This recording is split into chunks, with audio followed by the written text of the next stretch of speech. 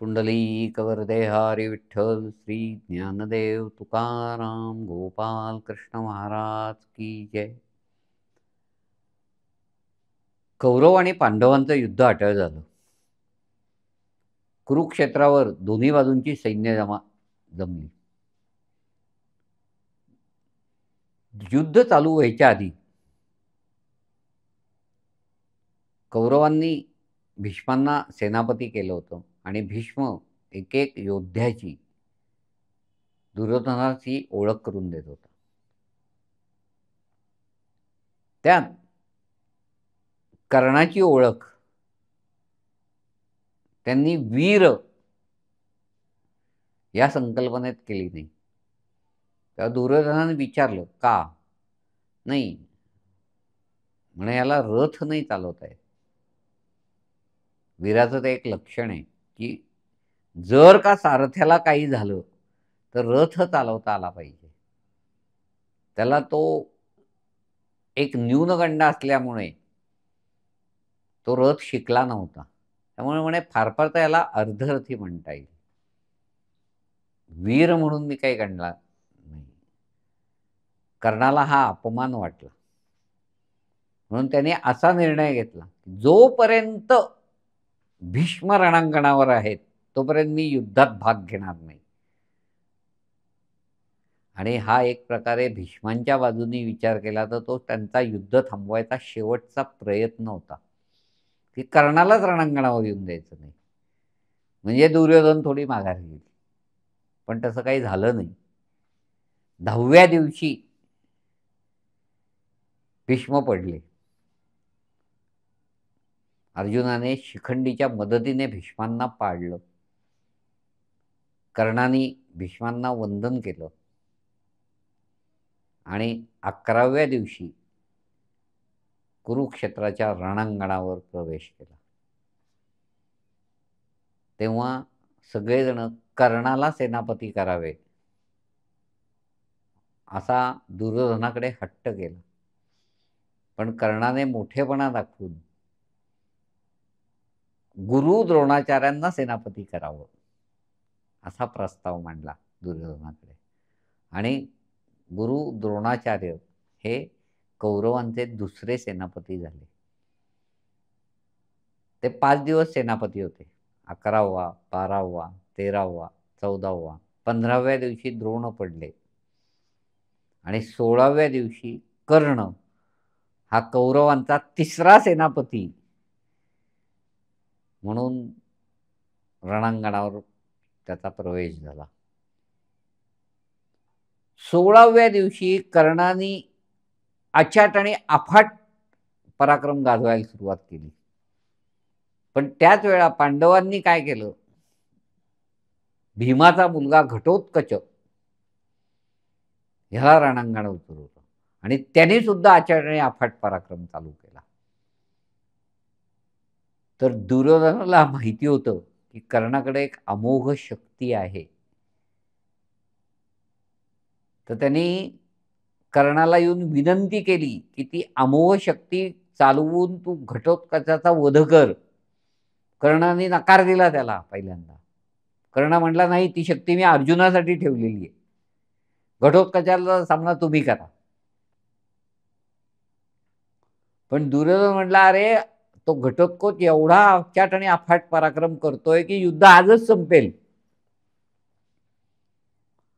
आणि दुर्योधनाच्या आग्रहाखातर कर्णाने त्याची ती अमोघ शक्ती वापरून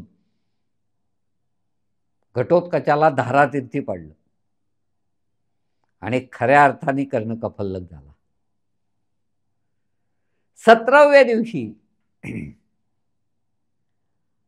हे नारायणाच्या लक्षात आलं, श्रीकृष्णाच्या लक्षात आलं. आता त्याने अर्जुनाचा रथ कर्णापुढे आणला. युद्ध 16 दिवस झाल्यामुळे असंख्य घोडे, असंख्य हत्ती हे मारले गेले असल्यामुळे एक प्रकारचा रक्त आणि मांसाचा चिखल कुरुक्षेत्रावर झाला. 17व्या दिवशी कर्णाच्या हे लक्षात आलं असणार तर त्या एक चांगल्या सारथीची जरूर होती. म्हणून राजा तक्षक खरं तर अर्जुनाचा विरोधक, तर तो सारथ्य करायला तयार होता. पण कर्णाने शल्याची मागणी केली. शल्य कोण? माद्रीचा भाऊ, नकुल आणि सहदेव म्हणजेच पांडवांचा मामा. आता प्रश्न असा पडतो की तो तिकडे कसा काय गेला होता? तर जेव्हा युद्ध चालू व्हायचं होतं तेव्हा प्रत्येक जण मदत मागत होतं. तर दुर्योधनाने पहिल्यांदा मदत शल्याकडे मागितली. त्यामुळे शल्य त्याला हो म्हणून बसला. पण शल्यनी काय केलं? मनाने तो पांडवांच्याच बाजूनी होता. तर कर्णाला सारखं अर्जुनाचा पराक्रम गाऊन त्याचं नामोहरण करायचं, युद्धातली जी त्याच्या क्रिया आहेत त्याला थोडी खीळ बसेल असं वक्तव्याने करायचं, हे शल्याने केलं. व्यासांचं इथं मला फार कौतुक वाटतं. तुम्ही बघा नावं कशी आहेत. शल्य, शंका, कर्ण, कान. शंका कानात गेली की विनाश आठळे. संपूर्ण युद्ध 17व्या दिवशी शल्य सारखा अर्जुनाचंच गुणगान करत होता कर्णापाशी. आणि त्या ह्याच्यात रक्त मांसाच्या चिखलात कर्णाच्या रथाचं चाक अडकलं. म्हणून शल्य रथातनं उतरला. तर ते चाक बाहेर काढण्यासाठी तो प्रयत्न करत होता, त्याला ते होईना. म्हणून त्याने कर्णाला मदत मागितली. आता जर का विचार केला तर 2 ब्राह्मणांचा शाप या कर्णाला होता. खरं तर एक गुरु परशुरामांचा, जेव्हा गुरु परशुरामांकडनं त्यांनी विद्या घेतली तेव्हा खोटं बोलून सांगून घेतली विद्या. मी क्षत्रिय नाही असं तो म्हणाला होता. पण जेव्हा एक दिवस गुरु परशुरामांना झोप लागली, त्याच्या मांडीवर डोकं ठेवून गुरु परशुराम झोपले, तर एक भुंगा आला आणि त्या भुंगानी कर्णाची मांडी पोखरली. पण कर्णाने ते सहन केलं, का तर आपल्या गुरुची झोप मोडू नये म्हणून. पण जेव्हा ते जागे झाले तेव्हा सगळं रक्त पाहिलं त्यांनी. तेव्हा ते म्हणले, अरे तू काहीच कसं काही बोलला नाहीस? नाही म्हणे, तुमची झोप मोड होईल. म्हणजे तू हे सहन करू शकला नाही, तू क्षत्रिय आहेस, तू माझ्याशी खोटं बोललास. तो एक परशुरामाने शाप दिला. आणि जेव्हा कर्णाला द्रोणाचार्यांकडे शिकायचं होतं, पण ते सूतपुत्र असल्यामुळं त्याला शिकता आलं नाही, का तर राजपुत्रांना विद्या द्रोणाचार्य देत होते, तेव्हा तो स्वतःची स्वतः सराव करायचा. त्यात चुकून त्याच्या हातनं एका ब्राह्मणाची गाय मारली गेली. तर त्या ब्राह्मणाचाही त्याला शाप होता. आता हे सगळे शाप सत्यात उतरायची वेळ झाली होती.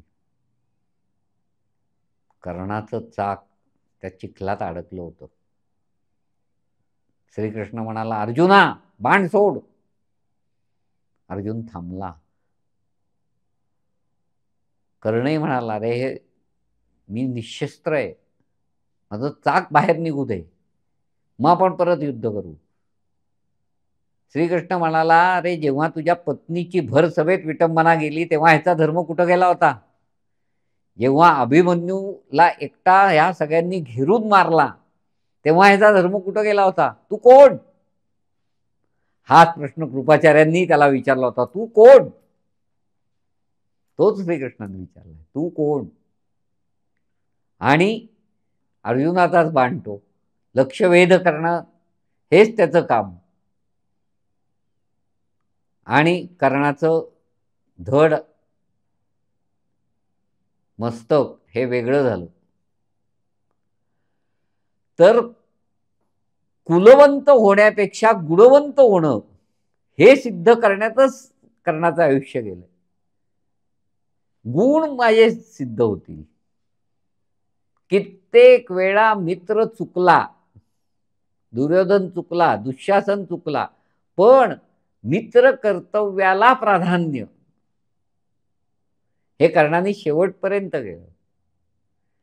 कुठलंही त्यांनी दिलेलं वचन, म्हणजे जसं कुंतीलाही त्यांनी वचन दिलं होतं की तू पाचांची ताई राहशील, तेही त्यांनी सफल केलं. प्रत्येक वेळेला जय असा दिसतोय, विजय दिसतोय, दृष्टिक्षेपात होतोय आणि काहीतरी अशी घटना घडती आणि कर्ण त्यातनं बाजूला झाला. असं कर्णाचं हे वैफल्यग्रस्त जीवन मला वाटतं. की गुण होते का, तर खूप गुण होते.